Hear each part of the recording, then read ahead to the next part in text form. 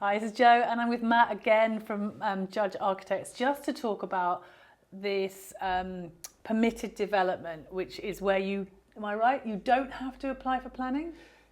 Partially right. Partially right. Okay, so explain permitted development and under what circumstances I could get it without having to go through the long old process that you've just taken us through. The planning process. Yeah. Well, permitted development is things that the government have deemed, whilst they are still development and might otherwise fit within the planning system, are considered acceptable. Okay. So the classic example is we've got a semi-detached house and you want to build a 3-metre extension on the back of it.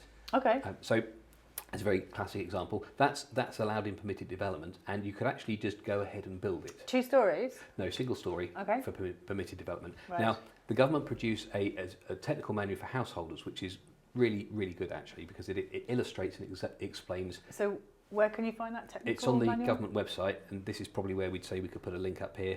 Okay, yeah. That sort of thing. So it's a really good read. I use it very frequently, and I often send it to clients to say this helps explain all the different things you can and can't do. A really good read? Well, or an informative read? it's an informative read. What's useful is the general permitted development order has 20 sections which explains permitted development to cover all sorts of things. It Okay. covers wind turbines and what farmers can and can't do, Okay. general alterations, temporary uses. Yeah. But there's a section on householders. Right. And that's the main one that That most we people were are talking interested about, in. absolutely. So when the technical guide that you get from the government website explains all the different classes of permitted development. So some relate to alterations to your house, some relate to outbuildings. I Right. want to put up a shed.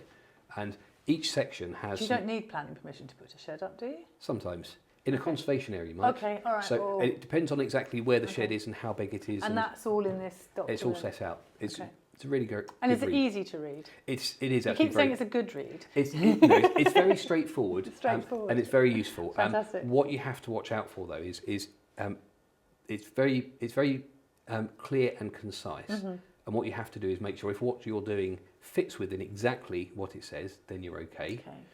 Okay. But if it falls on one part, then it falls on all of it. Okay.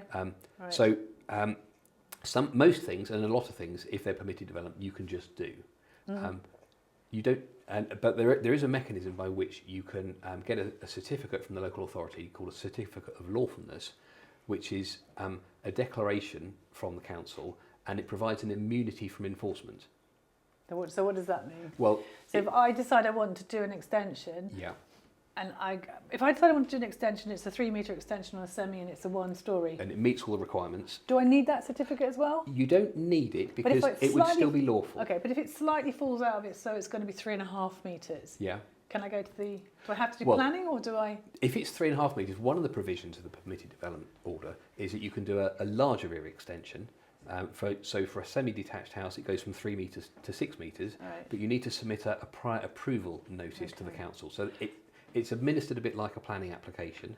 So even the permitted planning needs a certain amount of navigation if you're going to do anything that's slightly out of it. It does, Yeah. and one of the reasons why you might want to get a certificate of lawfulness and why we often mostly recommend that people do is if you built this extension onto your house and inadvertently do. well, even if it was perfectly legal and Yeah. legitimate, what happens in 5 years' time when you come to sell your house and the searches get done and the solicitor, as in good old-fashioned format, will get an inquiry coming through saying, Yeah. have you got planning permission for that extension? Well, the answer would be no because I didn't need it, but the solicitors on the other side might well say, well, you haven't got planning.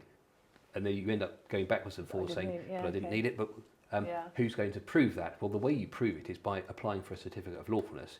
This is administered a little bit like a planning application, but it doesn't have the whole consultation element that planning applications have. And it's standard. It's going. If you fall within the guidelines, it's standard. You're going to get it. Yes, absolutely. okay. So the planning officer, So that's just a little bit. they're Of, not assessing it against policy, and that's an important point actually, because they look at what you've applied for under your certificate of lawfulness, and they're not making any judgment against the adopted standards or policies or national standards. All they're doing is saying, does this proposal meet what it says in the permitted development regulation? It's a statutory instrument and it's legislation, so it is definitive. And if they decide that it is, they issue a certificate of lawfulness, which you can hang up, and that's as good as a planning permission. Fantastic. So, also, my understanding of permitted development was that you were allowed to develop your house to a certain percentage more. Is that still the case, or That- have I got that wrong? There's lots of different values and scales for different things you can do. So you can extend to the side, you can extend to the rear, you can actually, under the new Part 20, you can extend upwards. Right. So if you've got a bungalow... But is it a percentage? No, there's a height limit on that. So Okay. each section, each class under the permitted development has its own limitations, and it might be a percentage increase, it might be a volumetric increase, or a Right. height or a length. So, So how would I find out what mine are? it depends on what You. extension. Well, go and talk to an architect who knows more Yeah, about it than you do, absolutely, yeah. because it's a minefield. And what happens is the last main legislation for the permitted development order was made in 2015, but there's been something like 34 revisions since. Now, when the government revise it, they don't revise the whole document; they make an addendum document. So Oh, you've wow. got one master document here, then the first addendum that sits Yeah, next and to so it, you've then got the to be second addendum. And cross-referencing if you can be bothered. well, Yeah. what I do is I subscribe to a planning service, and what they do is they keep a consolidated version. Yeah. So that's the definitive. This is where the line is at. So at the go minute. back to, if in doubt, ask an architect. Well, and one thing I would say is permitted development allows you to do some things that the policies might say no to. Okay. So if you're in a greenbelt, for example, and you wanted to build your two-storey rear extension on a house, in fact, I had this just a couple of years ago. We put an application into the planners, and they said, no, because it's in greenbelt, Can't do this house has been extended too much beyond the original house.